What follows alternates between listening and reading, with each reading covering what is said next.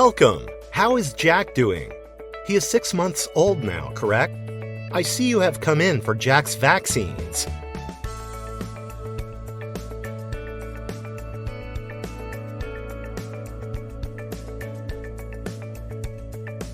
There you go. We are done with the vaccine for Jack. Thank you so much, Doctor. Jack is 6 months now, so he must be able to sit up by himself or with a little support, correct? Oh yes, Doctor. Whenever we are eating meals, he wants to sit beside us. He even wants to hold the spoon and try to taste what we are eating. I let him lick some mashed potatoes off a spoon. Perfect. That is because he is ready to eat solids now. My assistant, Nurse Janice here, will tell you all about complementary feeding. She is very experienced. Oh, that would be quite helpful. Thank you, Doctor.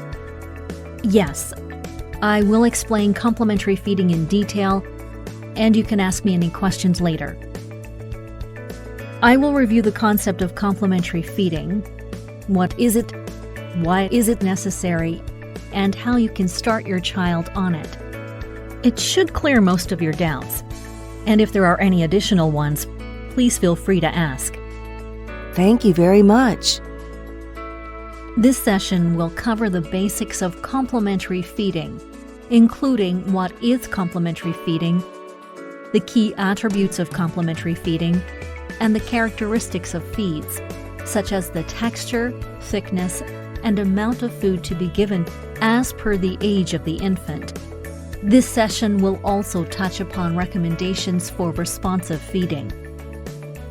Complementary feeding is the gradual transition of an infant from a breast milk-based diet to family foods. The period from 6 to 24 months of age is called the complementary feeding period. The foods and liquids fed in this period are called complementary foods because they complement breast milk during this period. As we have discussed in the earlier session, the nutrients in breast milk gradually decline during the extended lactation period. Breast milk covers nutritional needs for up to 6 months, after which there is an energy gap that needs to be addressed by complementary foods.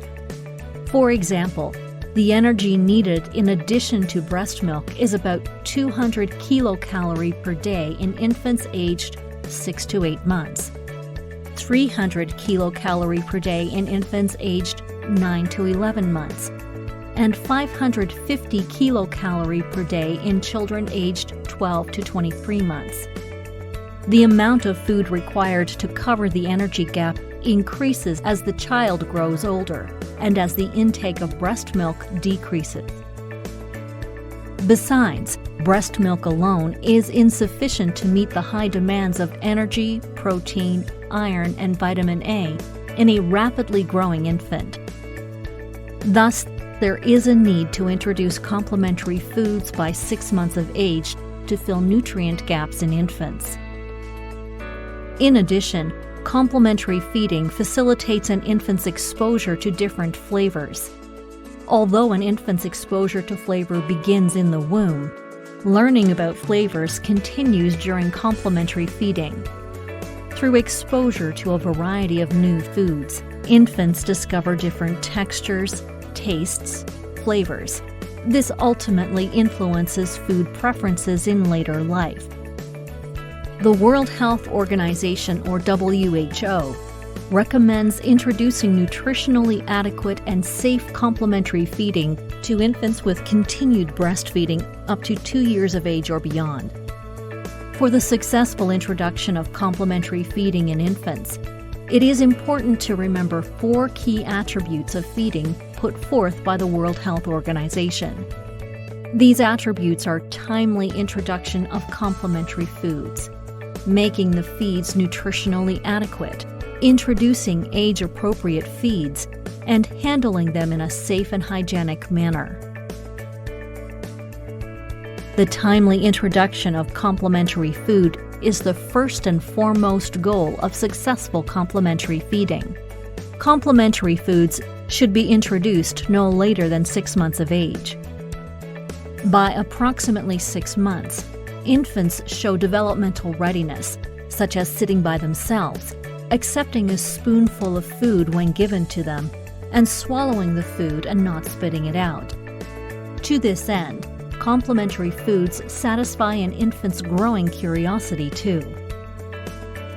The timely introduction of complementary foods allows sufficient intake of nutrients appropriate for the age and facilitates the development of eating and self-feeding skills. In addition, eating complementary foods at the appropriate age facilitates jaw and muscle development, contributing to speech development later. Delayed introduction of solid to semi-solid foods can lead to feeding and eating difficulties later on. Infants who are not introduced to complementary foods at the right age may become too comfortable with easier feeding options, such as breastfeeding, and may reject foods when introduced at a later age. Furthermore, they may consume an inadequate variety and amount of foods that may not meet their nutritional needs. Early introduction of complementary foods has its pitfalls too. Infants who are fed complementary foods before they are developmentally ready may choke on the foods, develop food allergies, and may not consume adequate quantities of breast milk.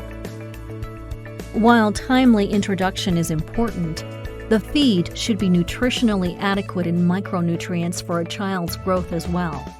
This is also the second attribute of complementary feeding. Nutrient adequacy can be understood as the sum total of micronutrient density of the feed and the thickness or consistency of the feed. Let us look at both these concepts in detail. A feed can be rich in micronutrients by including 4 or more foods from the 7 food groups. The 7 food groups include grains, roots, and tubers, such as whole grain rice, oats, potato, sweet potato, squash, carrots. Legumes and nuts, such as beans, lentils, among others. Animal foods, such as meat, chicken. Eggs. Vitamin A-rich yellow and orange-colored fruits and vegetables. Other fruits and vegetables. Common allergenic foods such as wheat, soy, tree nuts, peanuts, dairy, egg, fish, and shellfish can be introduced gradually after non-allergenic foods are tolerated by the infant. While milk is an important part of a child's diet, dairy products such as milk, yogurt, can ideally be introduced to children after 1 year of age. Cow's milk is not recommended for infants below 1 year of age. Cow's milk is not suitable for infants due to its high protein and mineral concentrations, which can stress an infant's immature kidneys and cause severe illness such as heat stress, fever, or diarrhea. Additionally, cow's milk lacks adequate amounts of iron, vitamin C, and other nutrients that the infants need. In some infants, cow's milk protein may irritate the lining of the stomach and intestine, leading to loss of blood into the stools and thereby causes iron deficiency anemia. The consistency or thickness of the feed is also important for complementary food to be nutritionally adequate. The feed should be thick enough so that it stays on a spoon and does not drip off. This is because thicker foods are more energy and nutrient-rich than thin, watery, or soft foods. Diluted feeds will not meet a child's total energy intake, considering an infant's stomach capacity is only 200 milliliters. The consistency and variety of food can be gradually increased with age. The third attribute mandates the feed to be age-appropriate. This means altering the texture of the feed, the frequency of feeding, and the amount of feed, keeping in mind the child's age. Let us understand the importance of the right texture of complementary foods for children. Firstly, infants are fed foods with appropriate texture as per their age. Mothers must provide soft, mashed foods fruit and vegetable purees to an infant aged 6 to 8 months.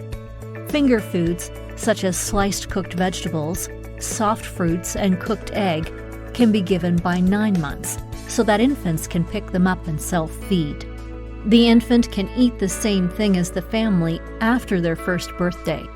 However, the foods must be cut in size to prevent choking. The critical window to introduce lumpy foods is by 10 months. If this is delayed, the child might display picky eating. The frequency and quantity of food offered to a child should also be age-appropriate. The on-screen guide depicts the increase in the frequency and quantity of feeds as per the child's age. The infant should be started on 2 to 3 tablespoonfuls of food about 2 to 3 times a day, along with snacks 1 to 2 times a day. This should be increased gradually with age. If the infant is not breastfed, 1 to 2 cups of milk per day and 1 to 2 extra meals per day should be given. The frequency and quantity of foods is also dependent on the energy density of foods. This is nothing but the number of kilocalories per milliliter or per gram. Breast milk contains about 0.7 kilocalories per milliliter. Complementary foods are more variable and contain anywhere between 0.6 and 1.0 kilocalories per gram.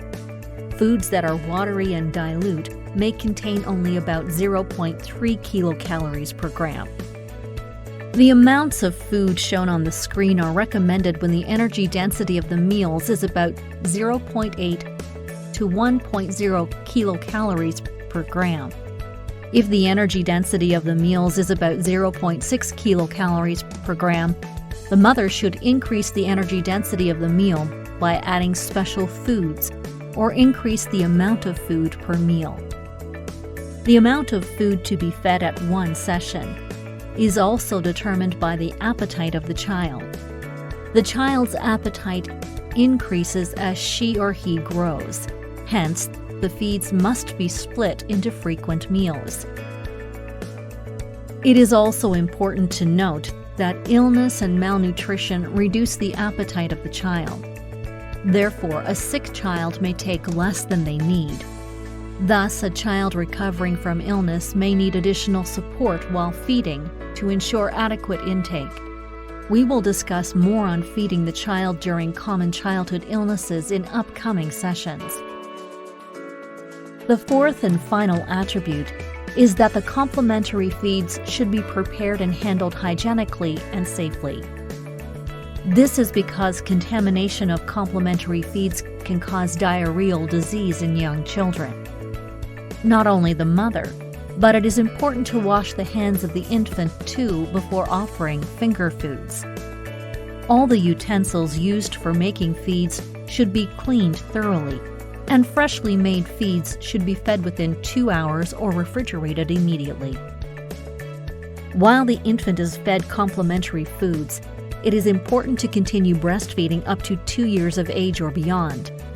Breastfeeding should be on demand and as often as the child wants.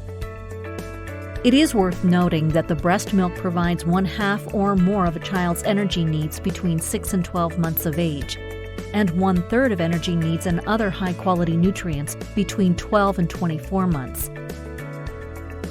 Furthermore, breast milk continues to provide nutrients and protective factors that will keep infants protected from infections. It is also a critical source of energy when the child is sick. When complementary food is introduced, a child tends to breastfeed less often, and his or her intake of breast milk may decrease.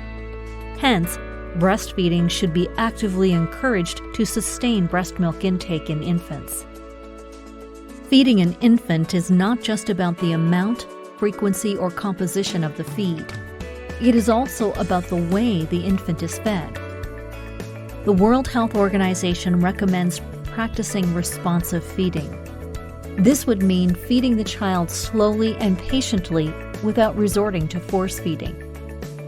If the child rejects foods, it is important to feed it to them again after modifying flavors, textures, and presentation to make it appealing.